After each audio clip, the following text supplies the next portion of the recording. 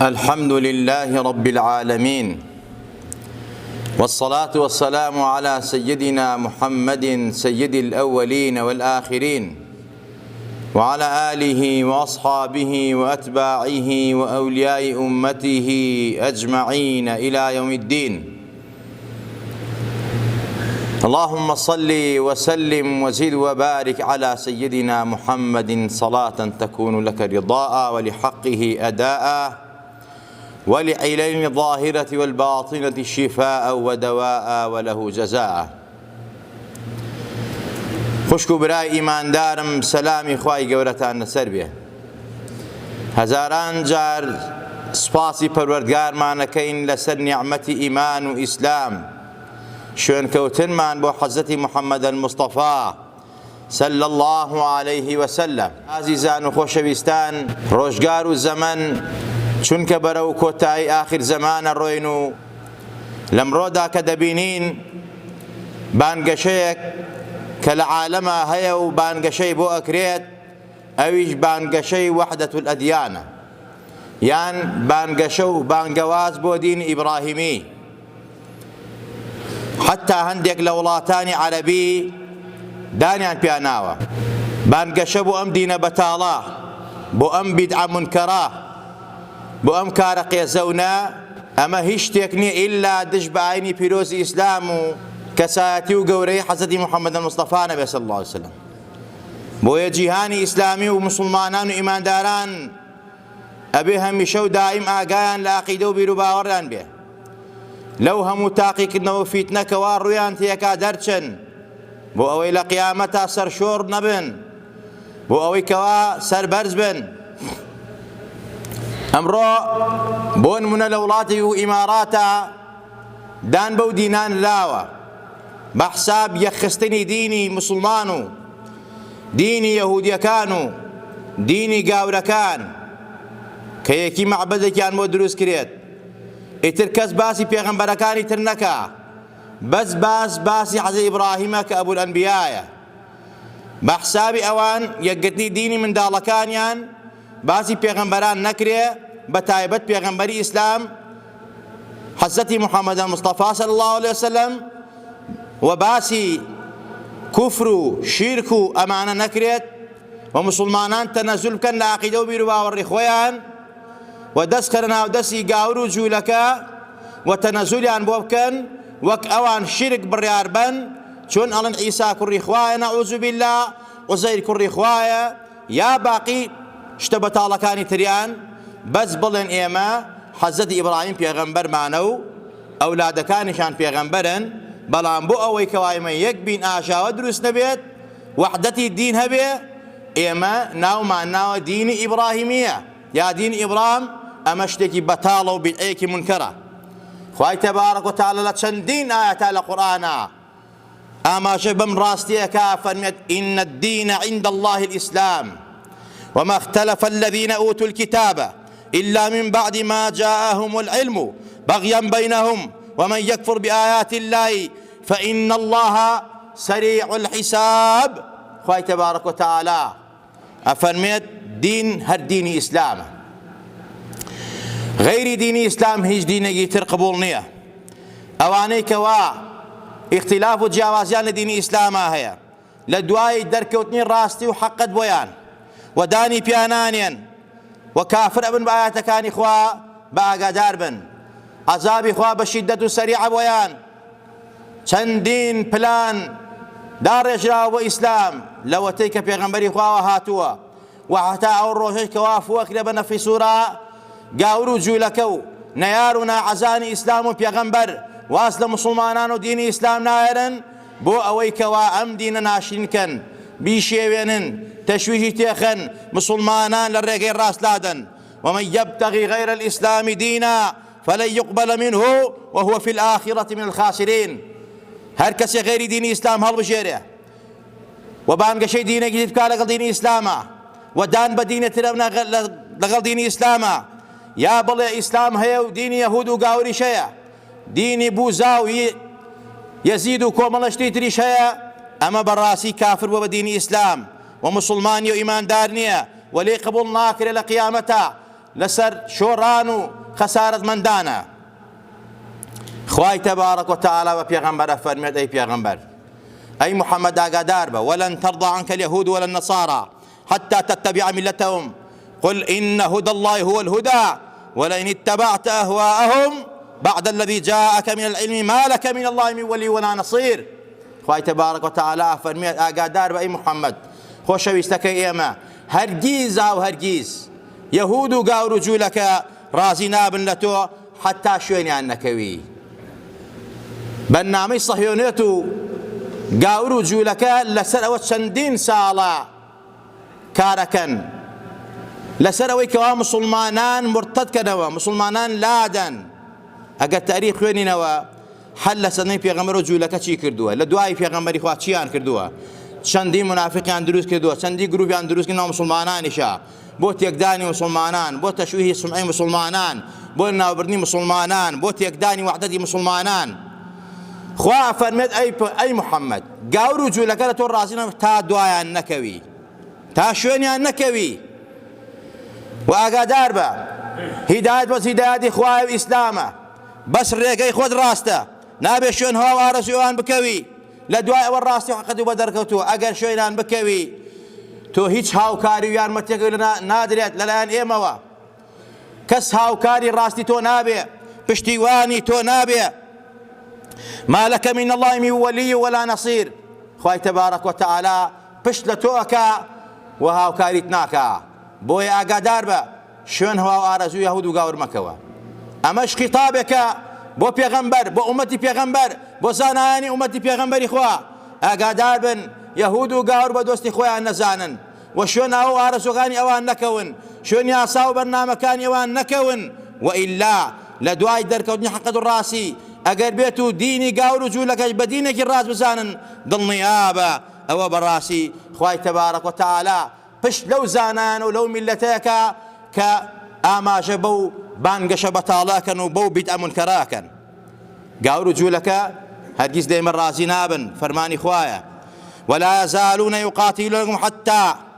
ولا يزالون يقاتلونكم حتى يردوكم عن دينكم إن استطاعوا ومن يرتد منكم عن دينه فيموت وهو كافر فأولئك حبطت أعمالهم في الدنيا والآخرة وأولئك أصحاب النار هم فيها خالدون. أما أنهم يا رشي تندى خوي تبارك وتعالى فرمت لا يزال بردوام شرطا نكلاكا نيارنا عزانتان قاورو جولكا بۆ ئەوەی کەوا هەڵتان گەڕێنەوە لەم ڕێبازە ڕاستە لەم ڕێگا ڕاستە ئەگەر بتوانن توانان هەبێ. ئەمە ئاماژەیە یعنی مسلمانێک کە عەقیدەیەکی ڕاسخی هەبێ عەقیدەیەکی بەهێز و بەقووەت هەبێ ئەوان ناتوانن لەم دین و باوەڕە هەڵیگەڕێنەوە. هەر کەسێک هەڵگەڕێتەوە بێتە گاور بێتە جوولەکە شوێن ئەوان بکەوێ ئەوە بە کافری ئەمرێت خوا پەنامان با ئەوە ئەمەل و کردەوەکانی هەمووی بەتاڵە بێتەوە کە لە دنیا کردوێتی ولا ئەوانەیە کەوا ئەهلی ئاگرە خالدین فیهایە. حضرت أبي هريرة رضي الله عنه خواه لسر بها فرميت پیغمبری خواه فرمي والذي نفس محمد بيده لا يسمع بي أحد من هذه الأمة يهودي ولا نصراني ثم يموت ولم يؤمن بالذي أرسلت به إلا كان من أصحاب النار. پیغمبری خواه فرمي صلى الله عليه وسلم بوك سياني مني بدسته هر کسی لقاو رجول كان أم بيامي من ببيسيه كبوم هاتوا بوم نراوا بقيوم نكاو إيمان نهيني بمري أهل آقرة قاو رجولك جات جاي مسلمانك أمره هاو فكري قاو رجولك به لوحدة أديانا وحدة أديان يعني وازنان لإسلام إسلام ناسخ يمو ديانا كان بيغنبري إيما خاتمي بيغنبرانا كبيغنبر هاو خواب الرحمن رواني كرد هرچی ئەدیان و هەرچی شەریعەتە قورئان خستی ئەولاوە چونکە ئەو شەریعەتانەی تر لە تەورات لە ئینجیل لە زەبور هەمووی دەستکاری کراوە هەمووی لە قورئانە هەیە بۆیە غەیری قورئان و غەیری پێغەمبەری خوا پێغەمبەرێتر بە پێغەمبەر بزانی و کەسێتر بە گەورە بزانی و کەسێتر بە و شەریعەتر بە شەریعە بزانی لێت قبوڵ ناکرێ. بۆیە عولەما و زانایان ئێمە متفقن لەسەرەوە إن الدعوة إلى وحدة الأديان دعوة إلى الكفر الذي لا يكون معه إيمان. قال قاضي عياض ياز المزاناة يوري إسلامه أفن ولهذا نكفر من دان بغير ملة الإسلام من الملل أو وقف فيهم أو شك أو صحح مذهبهم وإن أظهر مع ذلك الإسلام واعتقد كل مذهب سواه فهو كافر بإظهاره ما أظهر من خلاف ذلك. أما قصي زانایان و ئیجماعی زانایانە ئەفەرمون ئێمە ئالەبەر ئەمەیە کەسێک کافر ئەکەین ئەو کەسە کە غەیری ئیسلام دان بە دینەترا بنێ و غەیری ئیسلام بەرنامەیەتر هەڵبژێرێ و لەگەڵ ئیسلاما بەرنامەیەتر هەڵبژێرێ یان تەصحیحی مەذاهیبە بەتاڵەکانی تر بکە ئەمە لای میلەتی ئیسلام کافرە و لە دین دەرچووە ئەمەل و کردەوەکانی بەتاڵ بووەتەوە. با بڵێ مسلمانم ئیماندارم ئەهلی عەقیدەم با بڵێ لا ئیلاهە ئیلا الله محەممەد ڕەسوول الله. چونکە ئەمڕۆ ئەوانەی کە بانگەشە بۆم دینەکەن لە لیباسی زانا و عولەماکانان ئەڵێن لا ئیلاهە ئیلا الله محەممەد ڕەسوول الله دانیان بەو بەرنامە ناو وڵاتێک و ئیمارات ئەڵێ ئەم دینە دینێکی زۆر باشە. ئەمەش معجزەی گەورەی ڕەسوولی ئەکرەمە سەڵات و سەلامی لەسەر بێ ئەفەرمێت لا تقوم الساعة حتى تلحق قبائل من أمتي بالمشركين ويعبد الأوثان وإنه سيكون في أمتي كذابون كلهم يزعم أنه نبي وأنا خاتم الأنبياء وأنا خاتم النبيين لا نبي بعدي. حديثي صحيحة بيغمبري خواه من قيامة الناصية حتاكو كوملت شن قبيليك لم أمتي منا هل نقرن ولا إسلام نبنو بتبرس علماء فرمون أما لدواء وفاة بيغمبري خواه صلى الله عليه وسلم كومل لقبيلة كان هل قرانوا لسدمي خلافتي صديقي أمتي بيغمبري خواه حزي أبو بكر الصديقة كهل الردان بيوتيت لدواي أو كالإسلام هل قرانوا حزي أبو بكر جهادي كردن أم قبيلة نبونا بتبرس أفرمون أما شيء بم قبيلانا كبيغمبري خواه فرميتني معجزي بيغمبري خواه ككومبلك لدواي خوي هل أقرينو أبنو بتبرس. وهندي العلماء فرمون أما بردوامة قيام الساعة كوملا كسانك بانقشبه ويكن كهل قرنوا الإسلام وبتبرز بن ولا حقت إسلام لا دنو راستي إسلام ممكن. وبيغمبر فرميت قيامة الناس تا كوملا لقبيلة أمتي من نبنو بتبرس يا بتنا برس نوا وقيامة الناس تاكو كومل كذاب ودروسنو دجال دين هم يعني أظن إما بيغمبرين أقدار من خاتمهم بيغمبرانو رسلهم هر كسيك لدواي من بلا بيغمبرم دروكا بيغمبر دواي من نية بيغمبري خواه فرمي صلى الله عليه وسلم كواتا بأقدار زور لدواي وفادي بيغمبري خوا خلقاتو من بيغمبرم من محمد مهديم من لان خوا بيام بواتو وحي بواتو لو انا مسلم كذاب چندين خلقي تر هل لسدمي دواي بيغمبري خوا لسدمي صحابينا زارا بلام هميان بحق خوان قشتن كواتا اما دور نيه كأن بانقشا اكريت اما معجزي بيغمبري خوا ابي بيت دي نشانه اخر زمانه وبو معلومات اشتان يهود قاورا كان أقر راسكا حزتي إبراهيم كأبو الأنبياء أو خويا فرمي من مسلمانم دينم إسلاما ديني إسلامي هالبشار دوا ديني إسلاميش مخالفي ديني يهود قاورا كأوانا عيسى كري خوايو نعوذ بالله موسى تي خوايو أمانهم كفري تيايا شركي تيايا خواي تبارك وتعالى بعد إبراهيم فرمي ما كان إبراهيم يهوديا ولا نصرانيا ولكن كان حنيفا مسلما وما كان من المشركين. إبراهيم يهودية نقاورة نجولكية أو حنيفة ومسلمة باكا وبختية ومسلمانة وحدة عقيدي يكتابرستيها ولا مشركان بيباوران وكافران نية عزيزان وخوشويستان وأم دين أبو يشتكي بطالة وك أرسم كردن لبر أود حق وباطل تيكالكا خواجة فرمت ولا تلبسوا الحق بالباطل وتكتموا الحق وأنتم تعلمون. أقدار بن حق وباطل تيكال مكان بسريكا حق وباطل آشكرايا ما نقشوا بإجباء ما جناكا ديني إسلام ديني أخلاق ديني سلمة ديني خوشويستية ديني يكتابرستية بلام باقية ديانا كان تر ظلم وستمي تيايا خيانة تيايا تاواني تيايا قناهي تيايا شركي تيايا ئەم حەق و باتڵە تۆ چۆن ئەەکەی بە یەکیە کەواتە هەر کەسێ ڕازی پێی کافرە بێ پێی خوا پەنامە لەگەڵ ئەوەی شایمە ڕۆژانە لە ناو نوێژە بەس پێنج فەرزەش بکەی واز لە سونەت بێنی و لە غەیری نوێژان نەیخوێنی تۆ لە پێنج فەرزا سوورەتی فاتحە خوێنی هەموو ڕۆژێ 17 ڕکاتەکەی 17 جار سوورەتی فاتحە خوێنی بێ سونەتەکان بێ وەی لە دەرونی فاتحە خوێنی لە سوورەتی فاتحە ئەخیری ئاەتەکانی ئەڵێی چی اهدنا الصراط المستقيم صراط الذين أنعمت عليهم غير المغضوب عليهم ولا الضالين آمين جا غير المغضوب عليهم تو دعاء كده خوايا ريغي راستم ليه ونكي كإسلامه لسرم ريغي راست اللام ندي ريغي راست ريغي اواني كتوني عمدي خود رجاندو بسريانا كبيغمبران والصديقين والشهداء والصالحين واخوانا سانا ام ريغي راست كريغي وحدته وحدانته ريغي يكتا فرستيه لا اله الا الله محمد رسول الله صلى الله عليه وسلم خوايا نم خيت سر ريغي اواني كوا غضب لي قرتون تو غضب لي قرتون عزيزان وخوشويستان علماء زانان فنون غير المغضوب عليهم ولا الضالين آمين يعني يهود وقاور خوايا نمكي بيهود وقاور خوايا للرقاء وانا دام نني نمكي بهاول ايوان ورفيق ايوان تولى بينس فرزا ام دعاكي ام دعواكي إسات شون بانقى شي وحدة أديانكي بويا عزيزان وخوشويستان اگر ام بانقى شانا كتولى اعلاما جوت ليبو يا مسألة لا توركم الله دغنا جوت لبو هيج بيد غريب نبي اما نشاني اخر زمانه ونشانه كبوت يكداني وحده اسلام مسلمانان ايمان داران ابي مسلمانان دزقرن بعقيده وبالواري خوانوا ريغي راست ونكن شنك غير امر ريغا هيج ريغي جتري راستنيه وبيغمبري افرميت على اخر زمانه امتكم بس مگر كسي خوار مي بيبكاو خواهی گەورە بیپارێزێ ئەینا ئومەتەکەم بست بە بست دوای گاور و جوولەکەکەون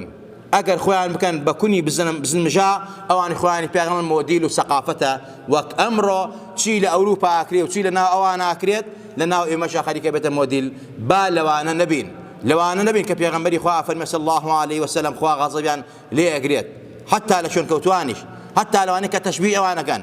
من تشبه بقوم فهو منهم با لەوانە نەبی ئاگا لە خۆت بێ لە ماڵ و مناڵ بێ لە کچ و لە کوڕ لە ئەخلاق و لە ڕەوشت و لە سەیر و سلوک و لە ئیسلامە ڕاستەکە لا ندەی لێی ئازیزان و خۆشەویستان وما علينا إلا البلاغ المبين غير إسلام هیچ دینێکی تر قبول نییە غير إسلام هەموو دینەکانی تر بەتاڵە غير إسلام هەر کەسێ بانگەشەی بۆ دینە تر بکا لەگەڵ ئیسلامە کافرە و لە ئیسلام چۆتە دەرەوە و لێی قبول ناکرێت لە قیامەتە و بمرێ بە کافر ئەمرێ عەمەل و کردەوەکانیشی بەتاڵە تەوەری دووەمی وتارەکەمان مانگی شعبانی پیرۆز پێغەمبەری خوا صلی الله عليه وسلم ئەم مانگەی زۆر بە مبارەک و پیرۆز زانیوە حتا دایکی ئیمانداران ڕەزا و ڕەحمەتی خوای لەسەر بێ ڕەزا و ڕەحمەتی خوا لە باوکیشی بێ لە هەموو ئەصحابی پێغەمبەر بێ صلی الله عليه وسلم ئەفەرمێت لەم مانگەتا پێغەمبەر زۆر تیا بەڕۆژ بووە حتا نەمبینیوە هیچ مانگی وەکو مانگی شعبان پێغەمبەر تیا بەڕۆژ بێت لێمان پرسی يا رسول الله بون لما شعبان بالروج وابي بون الرزي ليجري بيغمري خوا فرمي ذلك شهر يغفل الناس عنه بين الرجب ورمضان وهو شهر ترفع فيه الاعمال الى رب العالمين فاحب ان يرفع عملي وانا صائم بيغمري خوا فرمي اما شهمان يكا او عند بيروز مبارك خلص غافل لي خلق ابيا قالي مانجي قرانه مانجي عبادته ئەو مانگەیە پێغەمبەر خۆی فەرمێت خوایە بەرەکەت خێتە شەعبان و ڕەجەب مانەوە بمانگەێنی مانگی ڕەمەزان خوا پێغەمبەر دوعای بەرەکەتی بۆ مانگی شەعبان کردووە جا ئەم مانگە ئەوەندە پیرۆزە خەڵ بێئاگایە لێی وریابن بێئاگا مەبن لێی پێغەمبەرە فەرمێت ئەم مانگە کردەوەکانی تیا بەرزە بێتەوە جا من بۆیە زۆر تایە بەڕۆژم پێم خۆشە کاتێک کە کردەوەکانم بەرزێت بۆ حوزوری خوا بە زبانم بەڕۆژوو بێت یعنی لەو کاتە من لە عیباداتە بم لە مناجاتە بم بەڕۆژوو بم کردەوەکانم بەرزەوە کردەوە 30 جار بەرزەوێتەوە لە هەموو ڕۆژێکا بەرزەوێتەوە لە هەفتا بەرزێت دووشەمە و پێنجشەمان و لە ساڵیشا یەک جار هەمووی بەرزە بێتەوە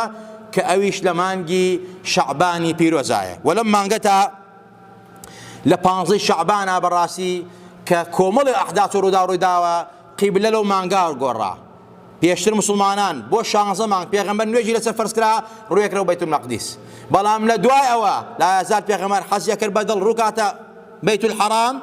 خوا قبلەی وە گۆڕی لە 15 شعبان بوو و هەر لە 15 شعبان بوو معجزەی گەورەی شق القەمەر ڕوویدا معجزەی گەورە بوو زۆرێک لە کافرەکان بەڕاستی هەتا ئیمانیان بە معجزەی ناودیان سحری محەممەد لە ئاسمان لە ئەرزانەوە گەشتە ئاسمان نەعوذ بالله ئەوە لە 15 شعبان ڕوویدا و هەر لە 15 شعبانە کە بە لەیلەة المبارەکە یا لە کوردایەکمان بە شەوی بەرات ئەژمار کراوە ئەم 15 شعبانە نیصف شعبان شەوێکی زۆر مبارەکە شەوێکی زۆر پیرۆزە پێغەمبەری خوا خۆی ئەفەرمێت بەڕاستی شەوەکەی زندووکەنەوە بە عیبادەت و ڕۆژەکەشی تایە بە ڕۆژوو بن و لەو شەوەدا خێر و شەڕ و هەموو شتێک دابەشەکرێک و هەندێک لە عولەما ڕەیان و بۆچوونیانە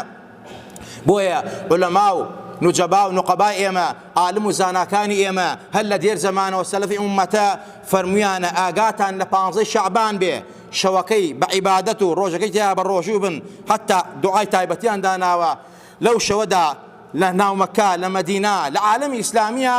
هەتاکو فکری وهابی نەهاتبوو بەڕاستی ئەو عیبادەتە ئەو شەوە زندووەکراوە و شەوی قەدرەکان خەڵکی عیبادەت کرد و مناجات کرد و دوعای کرد خوا ڕەحم بە خۆی وڵات و نیشتیمانی بکە خوا ڕەحم بە خۆی و خانەوادە و ماڵ منداڵی بکە جا ئەو شەوی 15 شعبانە شەوی دووشەم لەسەر سێشەمە شەوی بەراتە ئینسان چۆن توانی خێر و خێرات بکە سەدەقەکە چاکەکە هاوکاری فەقیر و ژاران بکە و زیاتر عیبادەتی تیا بکە و ڕۆژەکەی تیا بە ڕۆژوو بێ هەتا لەوانە ئەولیای گەورە و زانای ڕەبانی ئەم میلەتە جەنابی حەزرەتی شێخی عەلاءالدینی بیارە دوعایەکی تایبەتی دانا کە بەینی مەغریب و عیشا بخوێنرێت 3 جار سوورەت یاسین و 3 جار دوعاکە بخوێنرێت هەر جارێک بەنێتێکەوە جاری یەکەم بەنێتی ئیمان و دین و عاقبەت خێری جاری دووەم بەنێتی حسنی خاتمە و جاری سێهەم بەنێتی ڕزق و ڕۆزی حەڵاڵ و تەمەن درێژی و دوور لە بەڵا و باو نەخۆشی ئەمە شتێکی مجربە و عولەما و زانایانی ئێمە دانیان پێناوە خوای گەورە لە هەموو لایەکمان ڕازی بێ خوا لە هەموو لایەکمان خۆش بێ خوا عاقبەتمان بەخێر بگێڕی یا ربی خوا دوعاکەی پێغەمبەرەکەین صلی الله علیه وسلم خوایە بەرەکەت خڕە مانگی شعبانمانەوە بمانگەنە بە 15 شعبان بە شەوی بەرات یا ربی خوای خێر و خۆشی بڕژێنە بەسەرمانە یا ربی خوا تەمەنمان درێژکەی بە ئیمان و دین و صحەت و عافیەتەوە دوور لە بەڵا و باو نەخۆشی و ناخۆشیەوە یا ربی خوا ڕزق و ڕۆزی حەڵاڵمان بە لە حرام و تاوان و مەعسیەت لاماندا لە فکری بەتاڵ لاماندا یا ربی خوا لە دەپاڕێنەوە بە ئیسمی عەزەمی خۆت لەبەر خاتری خاتردارانت لە پێغەمبەران ساڵحان پیاوچاکانت یا ربی خوا وڵاتمان پڕ لە خێر و خۆشیکەی بارانی بەڕەحمانمان ببارێنە کانی و کارەزگانمان بۆ بتەقێنە لە بەڵا و باو نەخۆشی خۆمان و وڵات و خانەوادە و نیشتیمانمان لادا بە ئیمانەوە بمان ژێنە بە ئیمانەوە بمان برێنە بە ئیمانەوە زیندوومان کەرەوە لەسەر کەلیمەی لا إله إلا الله ومحمد رسول الله بشين بمرين زندو بينوا خواه لروج قيامتا لسر پردي صراط پیغمبری خواه بانگمان بکا کومان کاتا ورسر حوزی کوسر چی منکانی باش بدستی مبارک خواه کوسر من باتی لتوینتوینک بدی دنیا قیامت ڕزگارمان کە بانگمان بکا و دەرمان نەکا یا ربی خوایە خۆمان و باوک و دایکمان لەبەر سێبەری عەرشی خۆتا بین هاوڵی پێغەمبەری نازدار و ئەصحابی پێغەمبەری نازدار بین صلی الله علیه وسلم یا ربی خوا شیفای نەخۆشەکانمان بی عاقبەتی پیرەکانمان بەخێر بگێڕی هیداەتی گەنجەکانمان بی خوای هیداەتی گەنجەکانمان بی خوای هیداەتی گەنجەکانمان بی خۆمان و گەنجان و وڵاتمان منداڵ و خێزانمان کچوو کوڕەکانمان پارێزداوکەی لە هەموو عەقیدە بەتاڵەکان لە هەموو بەرنامە سەقەتەکان لە هەموو ئەو بەرنامانەی کەوا دژ بە ئیسلام و مسلمانان داڕێژرێت مسلمانان ئەترازێنن لە عەقیدە و بیر و باوەڕی خۆیان خوایە ئەوەی بەرنامەی خراپی پێیە بۆم گەل و میلەتە خوایە لێ قبوڵەکەی خوایە بەسەر خۆی و جێژا شاوی شکێنیتەوە یا ربی خوایە ئەوەی دۆستمانە دۆستی بی ئەوەی دژمنمانە خوایە گەر شاوی دادە خوای دایدەی ئەوەی دژمنی دینمانە دژمنی خاک وڵات و نیشتیمانمانە دژمنی کولتور و زبانمانە یا ربی خوایە ئێمە دوعای هیدایەتی بۆکەین ئەگەر قابلی هیدایەتە ئەگەر قابلی هیدایەت نییە خوایە عالیها سافی لا خۆی و جێژاشی یا ربی خوایە ژێر و ژوورکەی یا ربی خوایە دەپارڕێینەوە باسم عصمي خود يا ربي خوايان بركة قد أما بيرو زمانه وبإيمان وصحة وعافية ورزق ورزق حلاله بما جينا بانجي رمضان وتوفيق مان با بوقرتني روجكاني زندوك النوي الشوكاني آمين آمين أقول قولي هذا وأستغفر الله لي ولكم ولسائر المسلمين.